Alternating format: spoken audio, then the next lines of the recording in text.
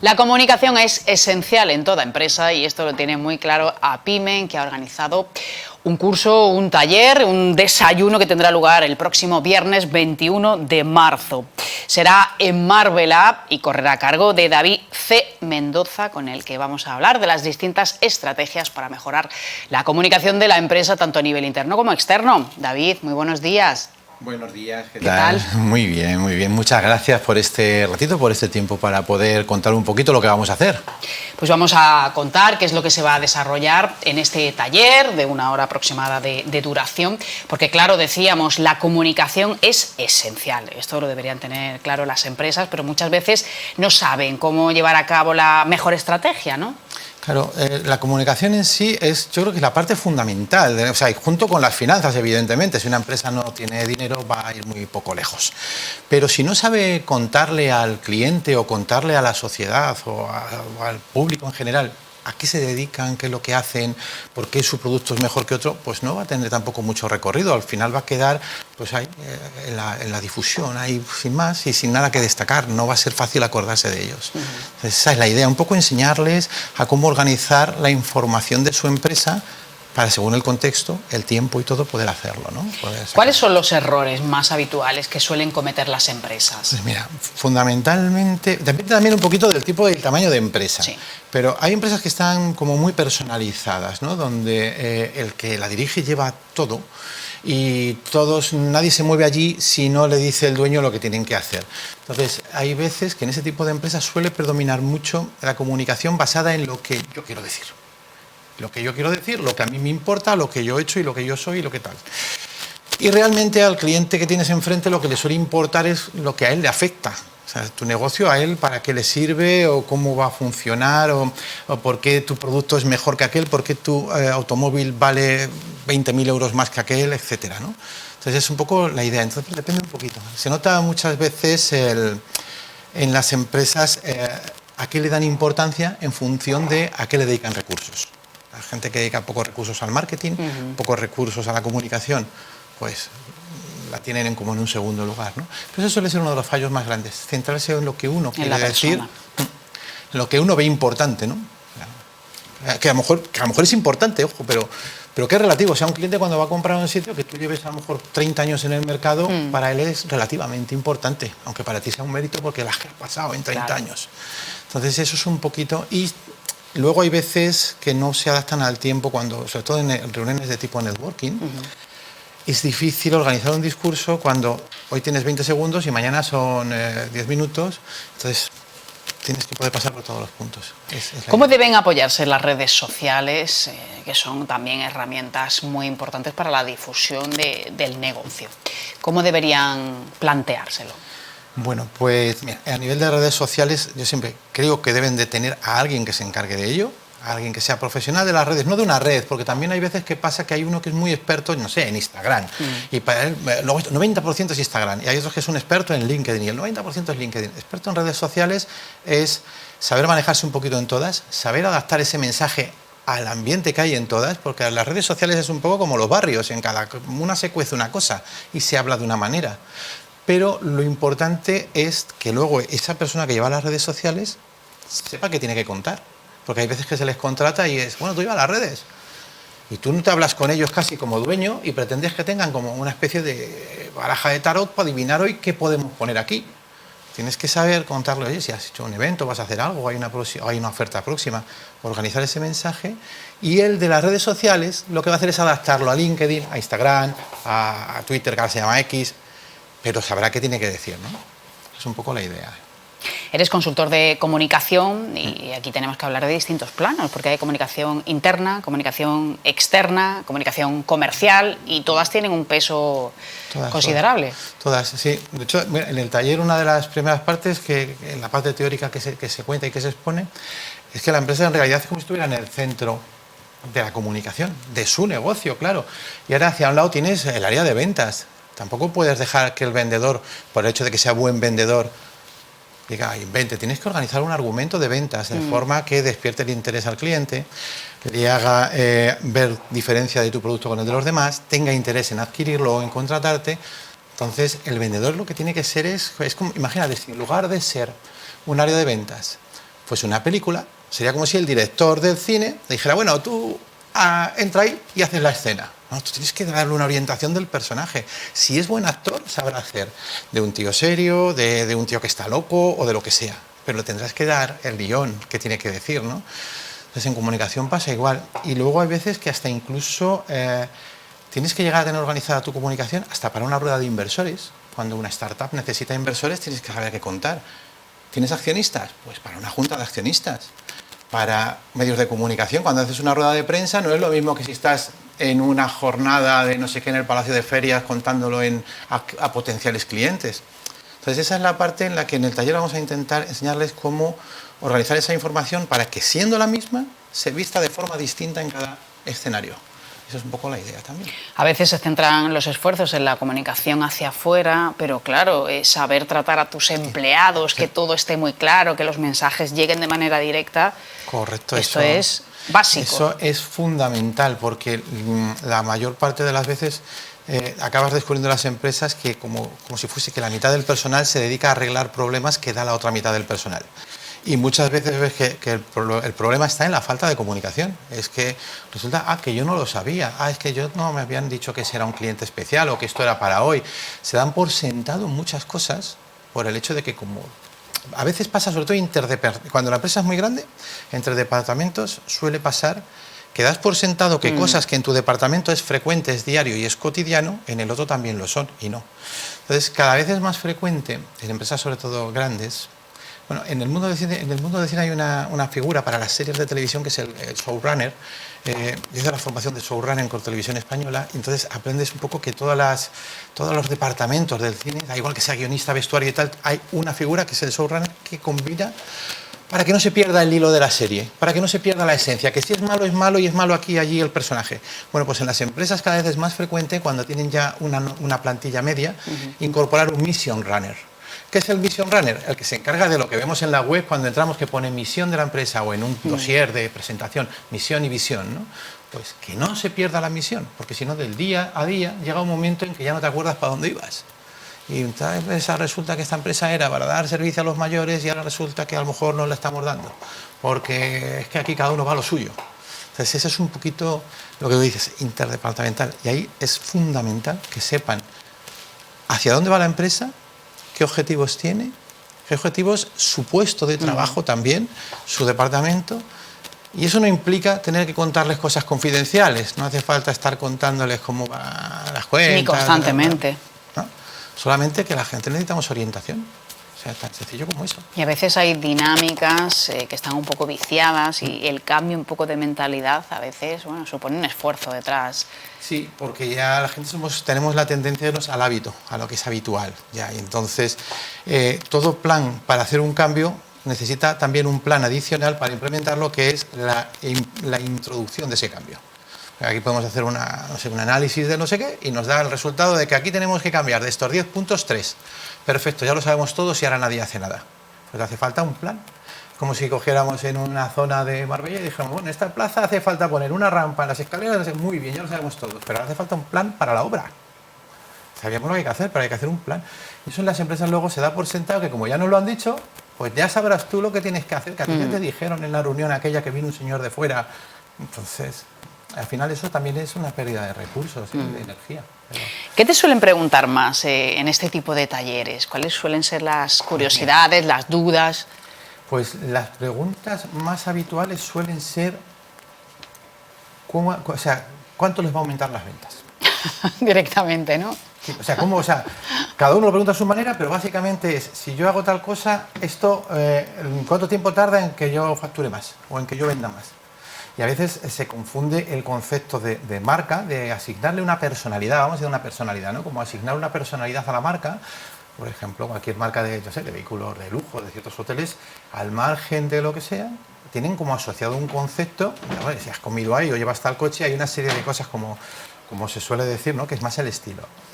Bien, pues hay veces que cuando hablas de comunicación la gente se limita estrictamente a la venta. Vale, si yo hago esto, si yo en este catálogo ponemos esto, eso cuando el cliente lo lea, ¿cuántos me pueden llamar? Porque si yo he mandado 10 catálogos y no ha llamado nadie... Entonces, esa es El foco no lo puedes poner aquí, ¿no? Es una consecuencia, un resultado. Exacto, se confunde a veces directamente lo que es la comunicación con ventas. Pero pasa mucho, ¿eh? Igual que se confunde marketing como concepto con publicidad. Y publicidad es una herramienta del marketing, pues las ventas es una parte de la comunicación. Pero sí, hay veces que parece más que su inquietud está en la necesidad. En la necesidad. Así que, bueno, eso. Bueno, hay que valorar exactamente, y toda la empresa, o sea, todas las empresas quieren vender, obviamente, se dedican a ello, pero claro, si pones el foco aquí, bueno, pues no te va a ir... Si lo hacemos bien en nuestro negocio, claro, la venta acaba siendo una consecuencia. Exacto, claro. La venta siempre tiene que ser una consecuencia. Llega un momento en que la gente quiere tu producto. Claro, porque le pones pasión y le pones todos tus esfuerzos aquí. Bueno, pues este es un pequeñito resumen de ese taller que organiza APIMEN. Es gratuito, solo tienen que inscribirse en gerente@apimen.es el próximo viernes 21 de marzo a las 9:30 de la mañana. David C. Mendoza, gracias. Muchas gracias a vosotros por este tiempo y por la oportunidad. Os animo a todo el mundo a que vaya para allá porque es gratis. Y es que un ratito, y además es desayuno incluido. Pues no está nada mal. Gracias, que vaya muy bien. Gracias. La semana pasada estuvimos hablando del certamen de marchas procesionales que cumplen muchas ediciones y con gran éxito. El sábado pasado reinó el buen tiempo, así que fue posible y este es un resumen de lo que pudimos vivir.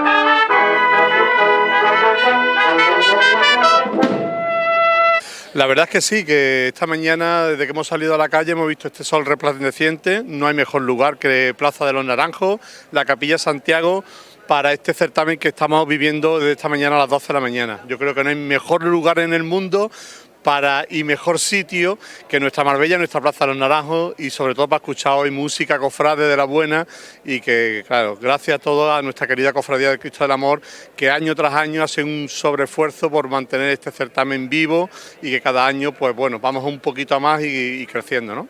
Sí, es complicado formar así formaciones, pero bueno, tenemos la ayuda de Pepe y de la agrupación Música Marbella, que la verdad que sin ellos la verdad que sería todo más complicado.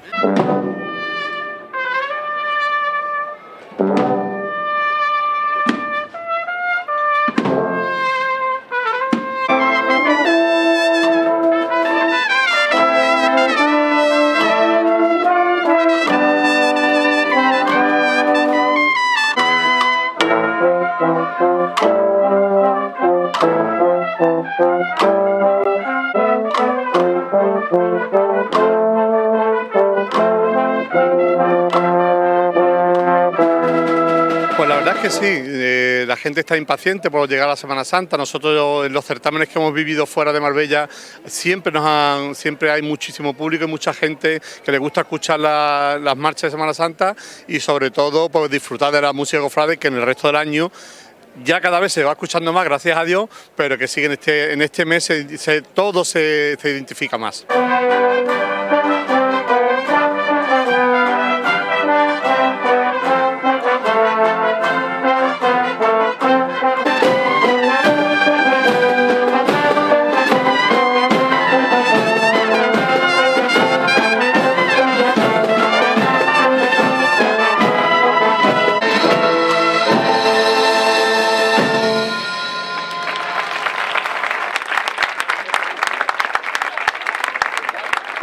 Bueno, alguna sorpresilla habrá. Tenemos un repertorio de 9 marchas y siempre dejamos una pinceladita para nuestra querida cofradía, que la verdad es que nos trata con mucho cariño y bueno, el estar hoy aquí para nosotros es un súper placer. Toca la banda municipal de Nerja, la agrupación Música Marbella, viene también la banda de corneta de tambores Nazareno de Huelma, agrupación musical Las Lagunas, agrupación música Virgen de Gracia de Archidona, y para el final es la madre maestra de las bandas, el Bombero de Málaga. cambiamos el formato de certamen y la verdad que fue un acierto pleno, porque la Plaza del Naranjo es un enclave único, delante de nuestra cofradía, delante de nuestros titulares, tenemos la barra con comida y bebida y la verdad que es magnífico. Tenemos allí a todo el grupo joven, a parte de la Junta, Gerardo que colabora con nosotros todos los años y la verdad que de agradecer.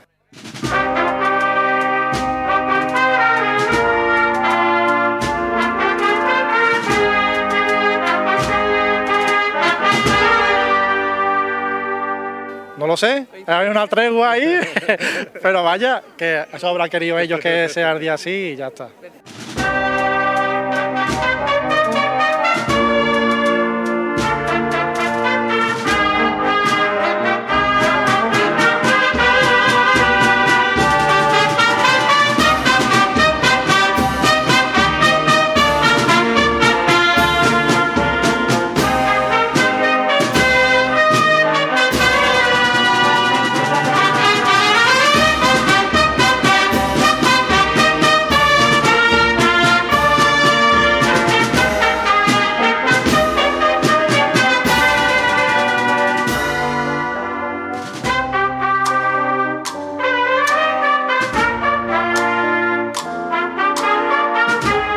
Agradeceros siempre a vosotros que estáis detrás de cada noticia nuestra, detrás de cada evento que hacemos nosotros, que estáis cubriendo todo. De verdad que os lo agradecemos con el corazón.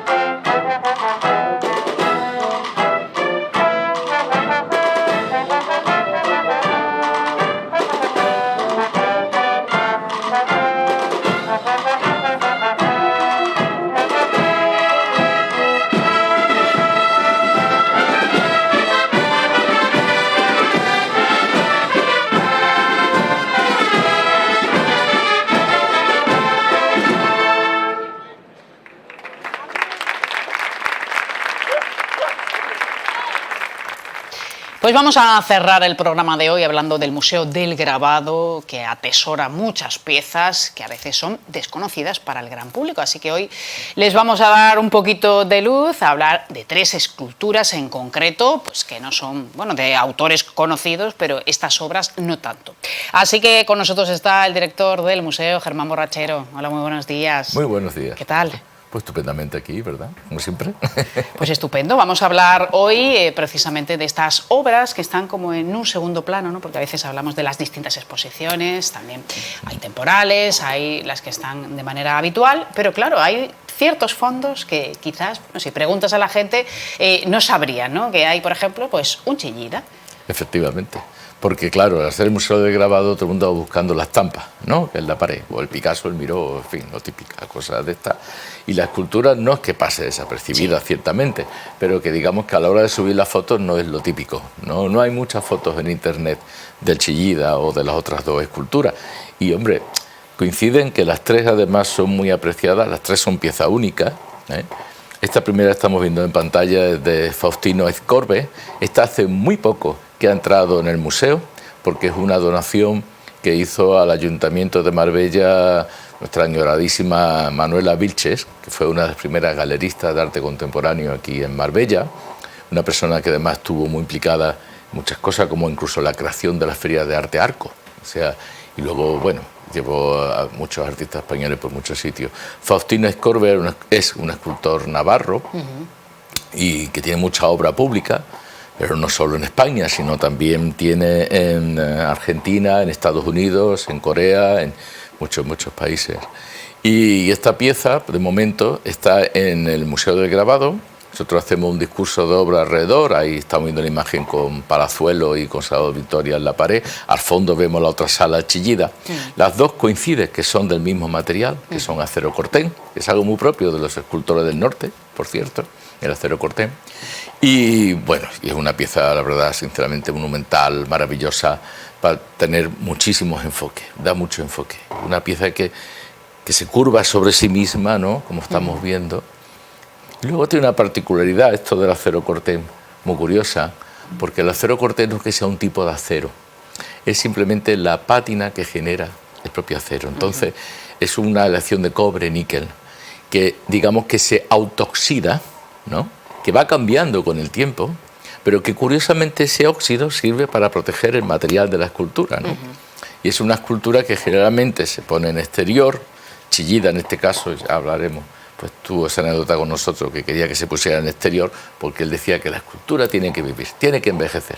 Y los que estamos en el museo, todo lo contrario. Vamos a conservarla para que esté lo mejor posible. Podamos, ¿no? Bueno, aquí siempre hay un toma y daca, ¿no? Exacto. Decías, esta obra era una donación de Sí. esta galerista. Manuela Vilches. Es algo poco habitual en España, ¿no? No Por hay mucha desgracia, donación, desafortunadamente. En otros países es más común. Efectivamente.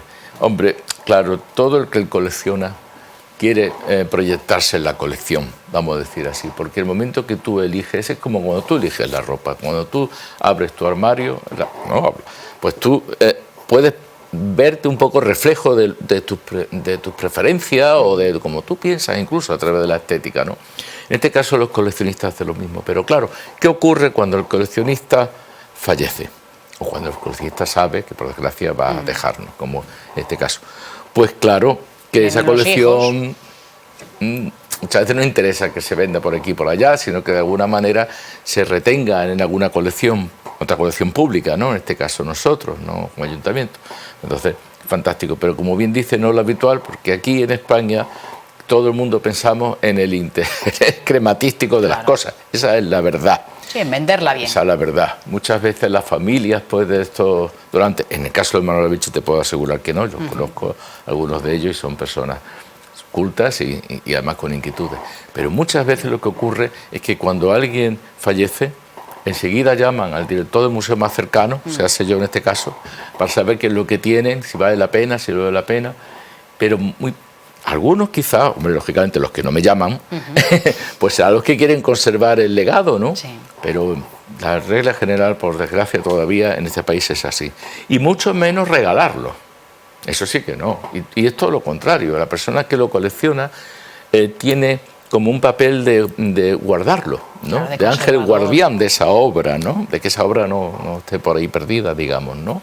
Y entonces, claro. Claro, pero qué una mejor figura. manera que la tenga un museo y que al final la pueda disfrutar todo el mundo, ¿no? También quiero apuntar un detalle a nivel ya nacional, ¿no?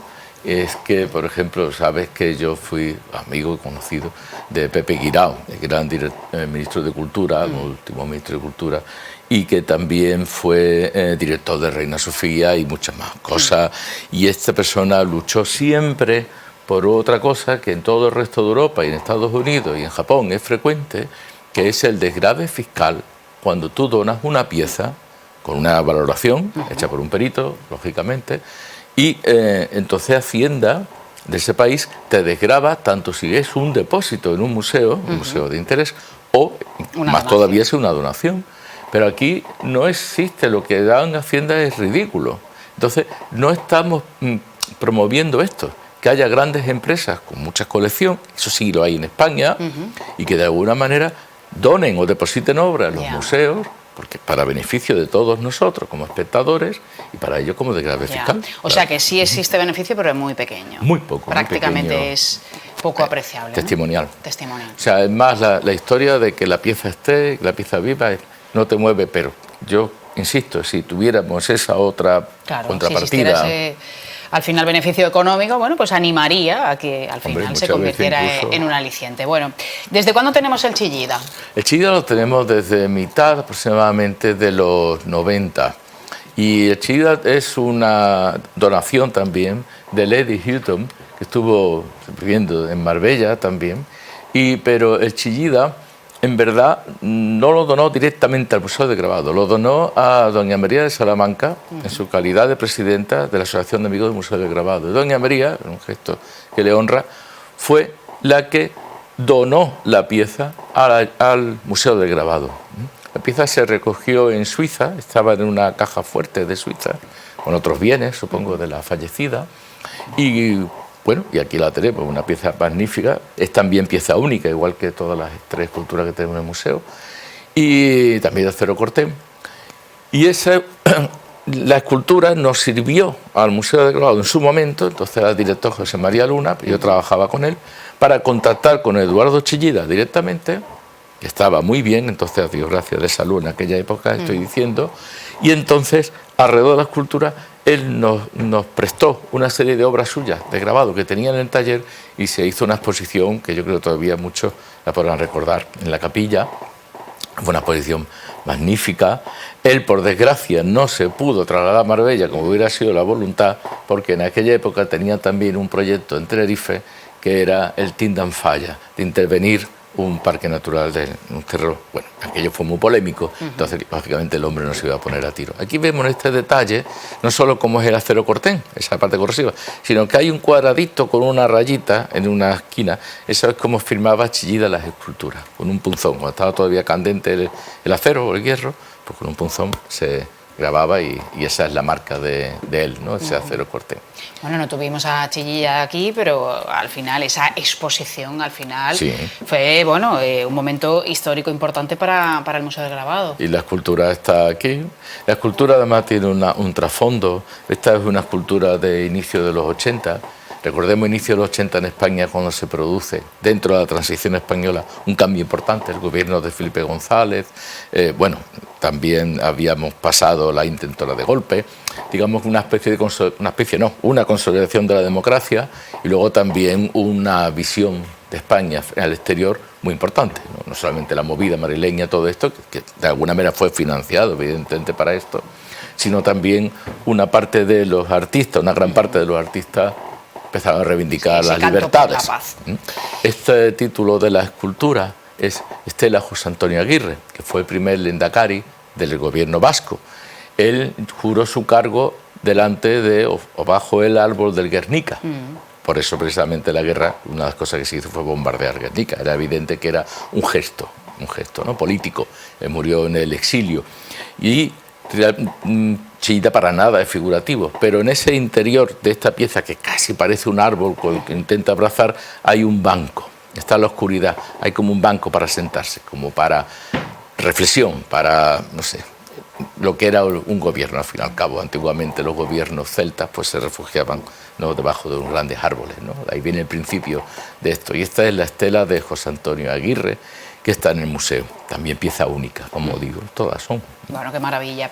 Vamos a cerrar con la obra de Lorenzo Frechilla. ¿Cuál es la importancia?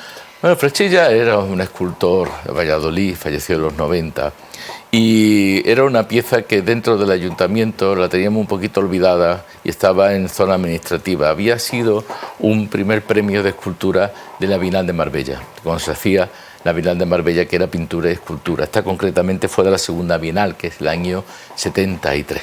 Yo recuerdo perfectamente, yo tenía 8 años, y había una sala de exposiciones donde estaba también la biblioteca debajo, que desapareció. Ahora es un conocido restaurante, hace ya, bueno, de cuando Marbella estaba en el lado oscuro de la fuerza, y hasta ahí puedo leer.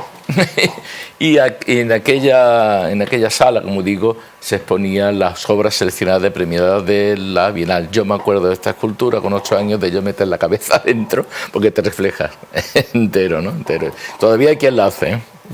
O sea, de meter la cabeza ahí dentro, quiero decir, los reflejos. Juega con esa especie del brillo, bueno, lo que es el brillo y el mate.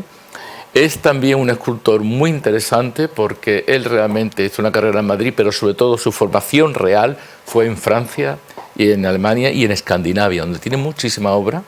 Y a la vuelta a España, él fue uno de los artistas seleccionados junto a Iturralde, Soledad Sevilla, Sempere, para lo que era la Facultad de Cálculo, hacer el primer arte a través de ordenador. La empresa IBM hizo una tournée por Europa, lógicamente promocionando su grande ordenador, que eran habitaciones, no eran ni mucho menos un portátil. Y los artistas hacían, ¿no?, un sistema binario, experimentaban. Y esta pieza surge un poco, bastante de ahí, ¿no? O sea, se restauró precisamente para su colocación en el museo, que es donde está, y es una de las piezas pues más consideradas. Las tres están en espacios distintos, porque las dos anteriores casi que se ven. Chillida y Faustino Escorbe se ve de una sala a otra. Esta está en un espacio de transición, que es de las salas internas del museo, digamos, a la zona, digamos, nueva.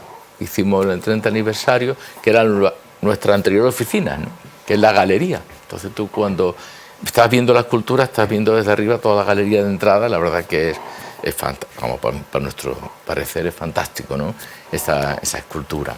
Bueno, pues cuando vayamos al museo las buscaremos, así las podemos apreciar, desde luego muchísimo más, pero esto es una muestra muy pequeñita, porque claro, los fondos que tiene el museo son espectaculares. Sí, los fondos van afortunadamente también creciendo, ¿no?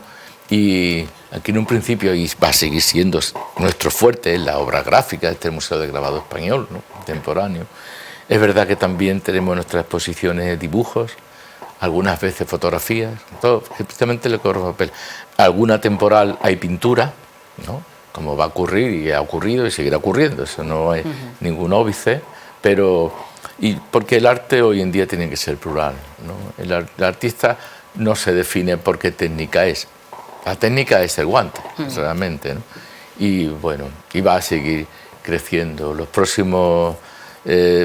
tuvimos donación importantísima hace poco, hace 2 años, de Daroca una, de Julio Zarrinson otra, importantísima en número y en calidad, quiero decir.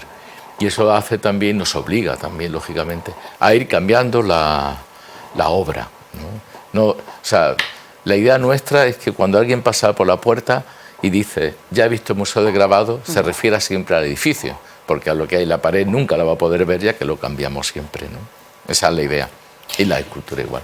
Pues volveremos a hablar de la programación del museo. Dentro de nada tendremos, con motivo de Mar Poética, también una nueva muestra, así que tendremos la oportunidad de hablar de ella y de todas las que van a venir en esta temporada. ¿Cómo se presenta la temporada en líneas generales? Pues la temporada se presenta bien, la verdad, sinceramente, no voy a mentir, soy optimista. Como bien dices, tendremos una de pintura y dibujo de un autor enorme que fue José Lucas, en homenaje a los poetas. Eso va a ser dentro del contexto de Mar Poética, claro. Y después el Día Internacional de los Museos, siempre hacemos la grande, como digo yo. La grande no quiere decir la calidad también, sino digamos la cuantía de obra o la importancia, ¿no? Y es una exposición que que mismo se está preparando de dos coleccionistas particulares externos, o sea, no son españoles. ¿no? Y bueno, y ahí vamos a tener grandes nombres. ¿Esto qué día? El 18 de mayo, el Día de los Museos, se el inaugura, 18 de mayo. Durará todo el verano, incluso creo que ya podemos adelantar que incluso parte del otoño, porque estamos hablando de 120 grabados y hay todos los nombres que tú puedas imaginar de las vanguardias históricas europeas. O sea, Cézanne, Matisse, Chirico, Dalí, Miró, etcétera, etcétera, y muchos autores que son muy difíciles de ver en España, porque no hay colección pública que lo tenga, vamos. Entonces, todo es un esfuerzo bastante grande que estamos haciendo, va por movimientos, los postimpresionistas, los expresionistas alemanes, los futuristas, los fauvistas, etcétera, etcétera, los matéricos ya europeos, ¿no? Como Burri, Bedova, Fontana, etcétera, ¿no? O Artaud, francés, etcétera, hasta llegar un poquito no a nuestros días, pero sí a los 70 aproximadamente. Un esfuerzo bastante grande, importante en esta colección. Trabajo de pico y pala, supongo. Mucho.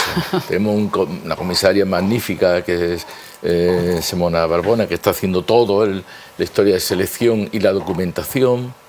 Va a contar con un catálogo, que eso va a ser un libro de consulta, evidentemente, porque hablamos no solamente un genérico, una introducción genérica bastante importante, sino también de cada ficha, de cada obra se comenta en el catálogo, ¿no? O sea que yo creo que va a ser muy importante. Una joyita. Una joya única, sí. Bueno, pues a partir del 18 de mayo podremos disfrutar de ella durante el resto de meses. Bueno, Germán, muchas gracias. Muchísimas gracias a vosotros. Hasta la próxima. Gracias. Bueno, pues con arte despedimos el programa de hoy. Mañana más a partir de las 10. Feliz tarde. Adiós.